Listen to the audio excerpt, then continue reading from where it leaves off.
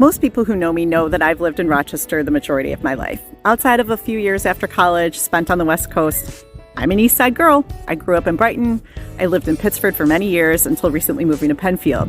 But few people know there was a little bit of time of life where the place I called home was actually one of Rochester's most iconic party spots. Come with me now. We're going to roll it all the way back to 1972. Come to find out, my grandfather on my dad's side was actually really into real estate. He bought and sold a lot of different property around Rochester. But when my parents got married, they inherited a cute little red house down in Seabreeze. My dad actually had his first design studio there and created many features that still exist there today. That house is now home to what everyone knows as the one and only Shamrock Jack's. Cathy Petzing is the owner of Shamrock Jack's, and she was kind enough to let me take a tour and show you how my once humble home was transformed into the most renowned St. Patrick's Day party spot in Rochester. When we moved, the house was sold to a family who added a ballroom dance studio where they had dance lessons, so that's actually where the bar exists now. Preparation for the 4-day-long event takes months, and more than 800 people will come through the door on the big day. You were a steakhouse first? We were steak and seafood at first, and we did well with it. We were steak and seafood, and then 2008, when the bottom dropped out of everything, yes, we were like, we have to reinvent ourselves. Oh. And that's when we decided to become a pub more than a restaurant, a pub. Yeah. Actually, I think the line is pub that thinks it's a restaurant, the restaurant thinks it's a pub. Yeah. That's how we put it.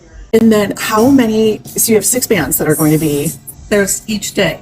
There's 2 bands Friday night. It's more of a low-key, let's get the party started. It's $5, everything's $5. Saturday is crazy day. St. Patrick's Day Parade Day is bigger than St. Patrick's Day. Yeah. But there's 6 bands that day, and in between each band is a DJ. Okay.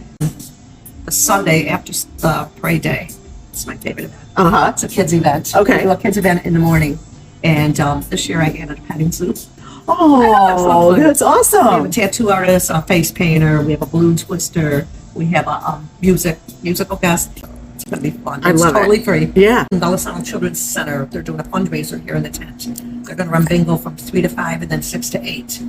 And all proceeds go to Gullah Sound Children's Center. Then, of course, Monday we start at 8 in the morning with a breakfast. Our breakfast is amazing. Oh my Jameson God. French toast and corned beef hash, and it's just like, there's like 5 items, and it's just, there's a line waiting to get in. I bet. It's amazing. Of course, we all encourage safety first. There will be an Uber line outside of the building each day, and Irondequoit police are standing by at all times.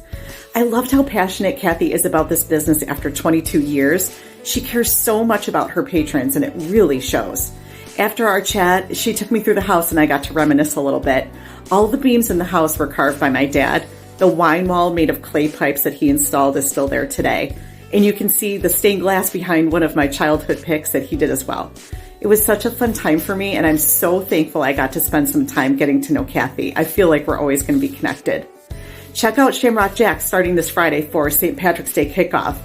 It's going to be a great one, I can tell.